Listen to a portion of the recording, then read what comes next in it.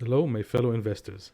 In this video, I want to analyze the merger between DHC and OPI. I'm going to hear from the 8K from OPI, but it's the same thing in DHC.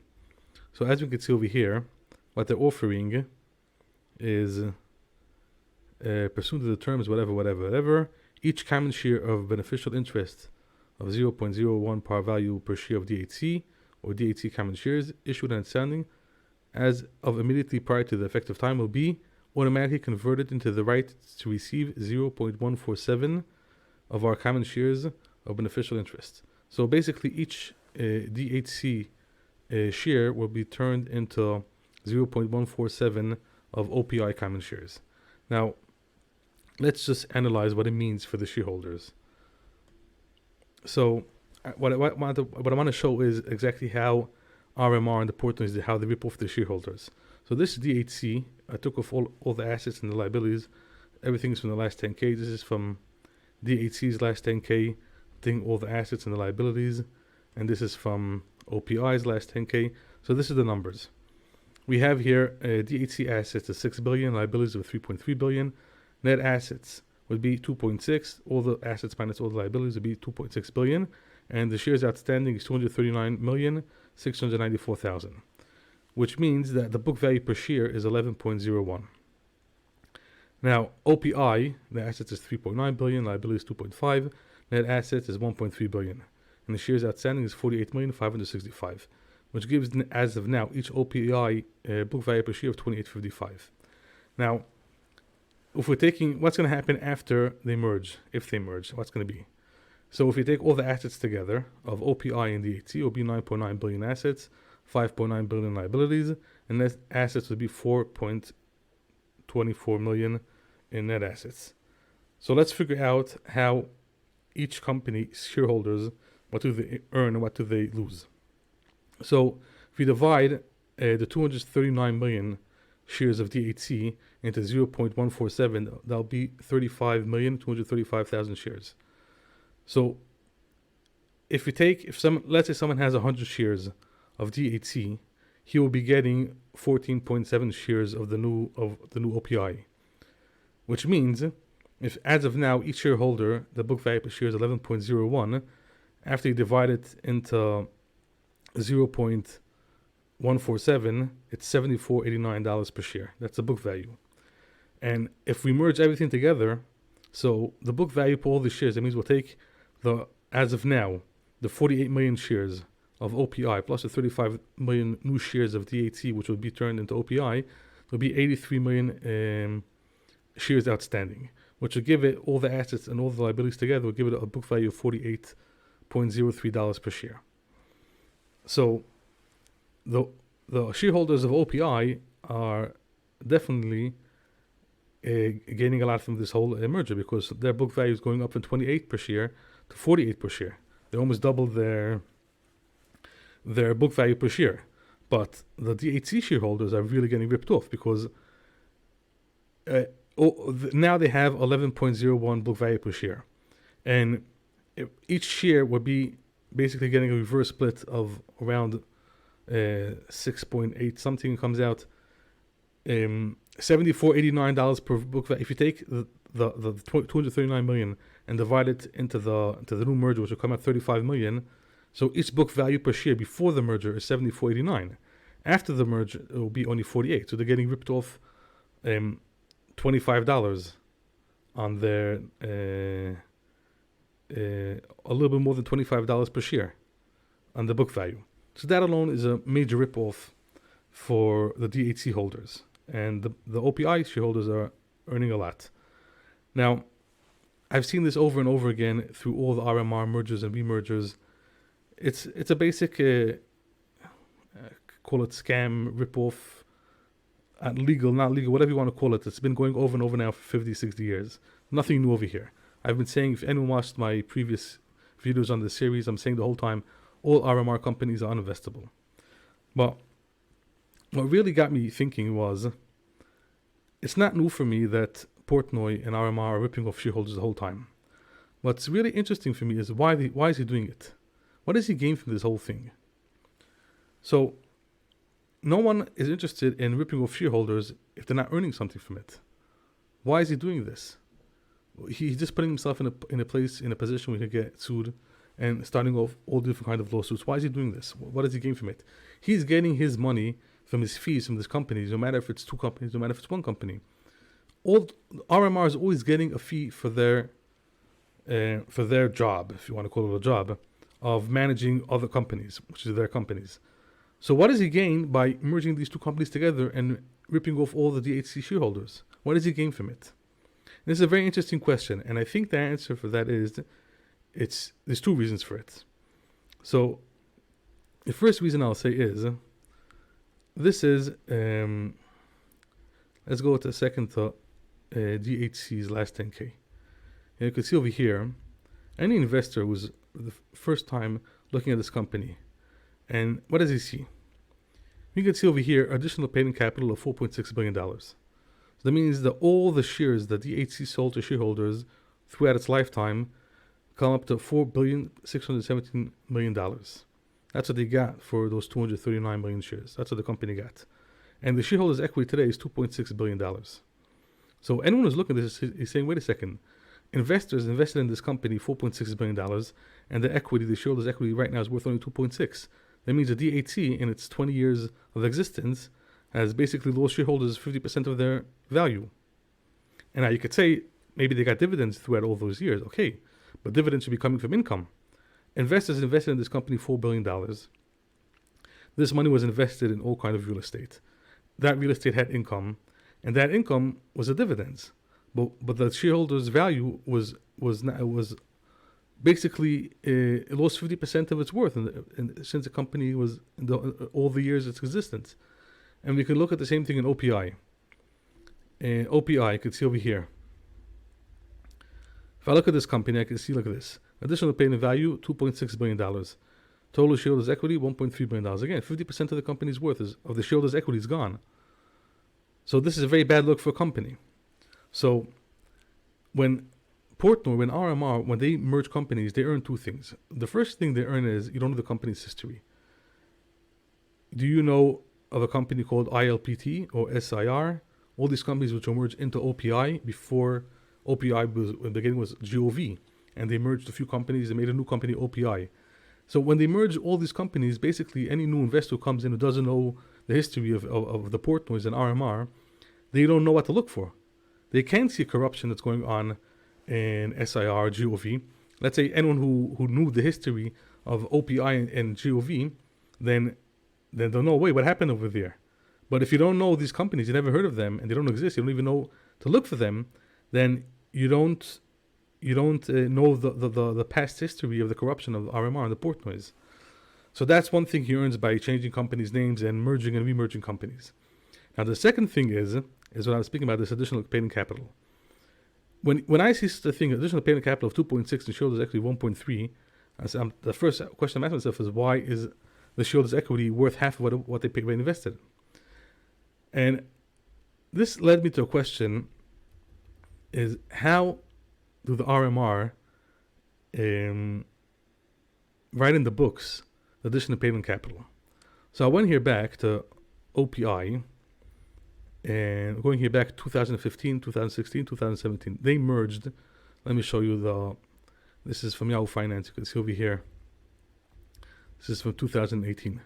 Government Properties GOV to merge with Select Income REIT.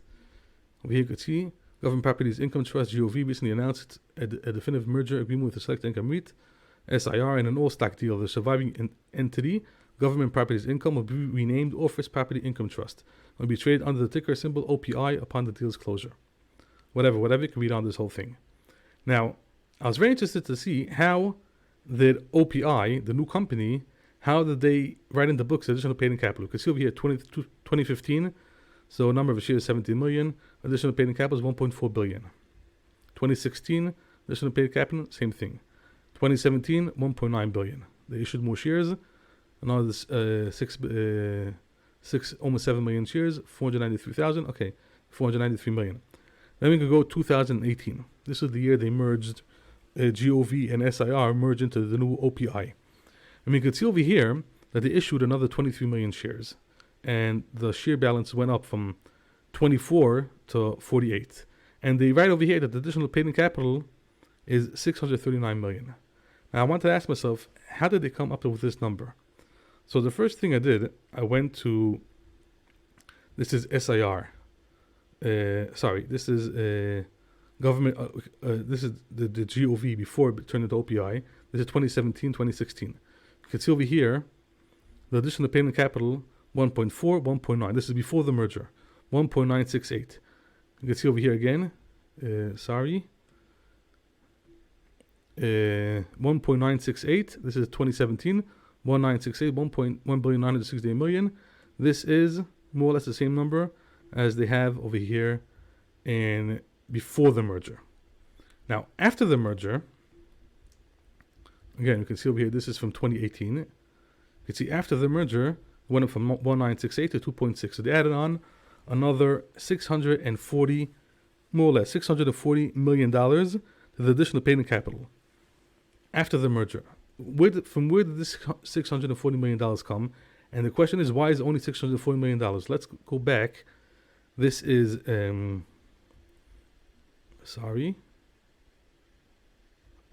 is it?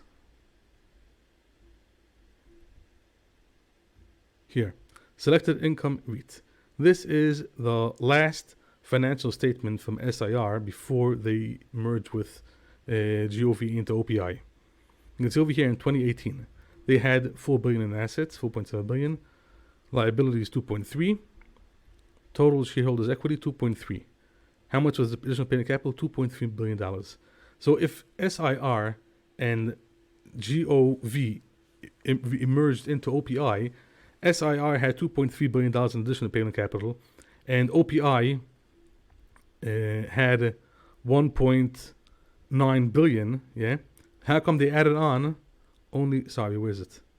Over here, 1.96 billion, and SIR had 2.3 billion of additional payment capital. How come did they add on to the books only $640 million? $640 million out of additional payment capital of 2.3 billion.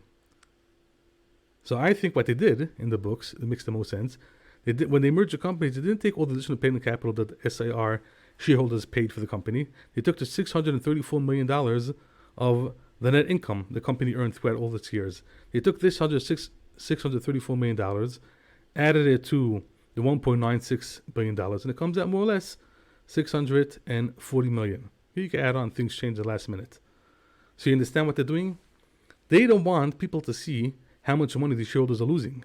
So when they merged two companies, they took $2.3 billion plus $1.9 billion, and instead of being together, almost more than $4 billion of paid in capital, they just now took it down. They just erased, just like that. How much does it come out? More or less 2.3 minus 600. It's a 200. It's $1.6 billion more or less. They just like that. They erased $1.6 billion of investors' money that was invested in the companies. And now, instead of the new OPI, instead of looking as would have been the 1.6 would have been $4.2 billion additional payment capital, and shareholders equity 1.7. Now it's only 2.6 and 1.7. So it looks much nicer, although it's still 50% off of what the investors invested in the company, but it still looks much better than if you write over here in the books, $4.2 billion, $3.2 billion invested in the company. $4.2 billion invested in the company by shareholders and 1.7 in shareholders' equity. So my guess is after DHC and OPI will merge together, the numbers, let me show you over here. You can see over here, DHC, as of now, in the last 10K, it says 4.6 additional payment capital. That alone is just crazy, because the net assets is $2.6 billion after all the liabilities. That's half what the investors invested in the company. Same thing as OPI. The net assets is 1.3. The additional payment capital is 2.6. Again, 50% wipeout of investors' value of what they invested in. If we'll add the two things together, do you think the company is going to write in the new books $7.2 billion additional payment capital? No, that's not what they're going to do. What they're going to do, in my opinion, just like what they did with SIR and GOV, when they made it and merge it into OPI, they're going to write something else in the books. They're going to, let's say, to take the total income of DHC, and this is my guess, I don't know. This is DHC. They'll take a total income of $2 billion instead of additional paid capital of 4.6. They take this number, the $2 billion, add it on to OPI's additional paid capital of 2.6. So it comes $4.6 billion. And then you have $4.6 billion, and shareholders' equity would be, where is it? $4 billion. Understand how they're going to do it? It's very simple. Once you merge two companies, I don't know how legally you're supposed to write all these numbers. But if they're going to do now, like what they did then with SIR and GOV, they're going to do, instead of writing adding on to the additional payment capital of OPI of 2.6, adding on another 4.6, which will come out 7.2, they're going to add on only $2 billion, which is the net income of DHC. Together come out 4.6. And then you have shareholders' equity of $4 billion, additional payment capital of $4.6 billion. Very good. Not so bad. It doesn't look so bad as now on the books, the shareholders' equity is 50% less of what the investors paid in. I think that's what, looking in the past history, this makes the most sense why Adam Portnoy is doing this. Because without this explanation, I understand the point of merging and re-merging companies, and people can't find out the history of the company. But is that a sufficient enough reason for him to do such a thing? He's opening himself to suits, and I don't even know why he's basically ripping off shareholders for no reason. Just because you shouldn't find out the history, the company's already there. DHC is a 20-year-old company. Like, what does he earn by this? In my opinion, the only thing he earns by this merger is this point, that any new investor who comes in and sees the additional payment capital versus the shareholders' equity, it doesn't look like a 50% loss. It looks like a much smaller loss. I think that's the main purpose. But again, this whole thing, as I said already in the previous video, it's all a guessing game. They're so 50, 60 years of corruption. They know all the playbooks of how to rip off shareholders, and it's very hard to know what's the next step. But if this deal goes through, and we'll see in the new books that the additional payment capital wouldn't be 7.2 billion or be somewhere around 4 billion, then I think that would be the main reason why he did this. But we'll have to see if the deal goes through and what they're going to write in the books. But this is the only reasonable, sensible thing, I think, the reason why he's doing it. But yeah, this just proves again and again and again and again and again, all RMR companies are uninvestable. I said this already in the past videos. There's more corruption, even if it's legal. If it's not legal, it doesn't make a difference. They don't care anything about shareholders. They only care about one thing. They're taking money from shareholders. They don't even care what they invested in. They're taking their fees the whole time to their pockets for managing their own companies. That's it. You rip off shareholders, merge into a new company, rip off again more shareholders, merge into a new company, rip off again more shareholders. That's the whole basis of operations of the Portnoys in the past 60 years. That's all it is. Take money from shareholders, rip them off, make a new company, again and again. How did they say? Rinse and repeat. I'm saying this for a long time. All RMR companies are uninvestable. Maybe once upon a time there was no YouTube and people couldn't check out the history, but maybe it'll be harder and harder for him to do it as time goes by, and people will be able to find all kinds of videos on their history of what they did. Hopefully they'll stop doing what they're doing and start caring about shareholders instead of only themselves. Thank you very much, and I hope you enjoyed this video. Now, if you like this video, don't forget to smash the like button and to subscribe to the channel. Thank you very much.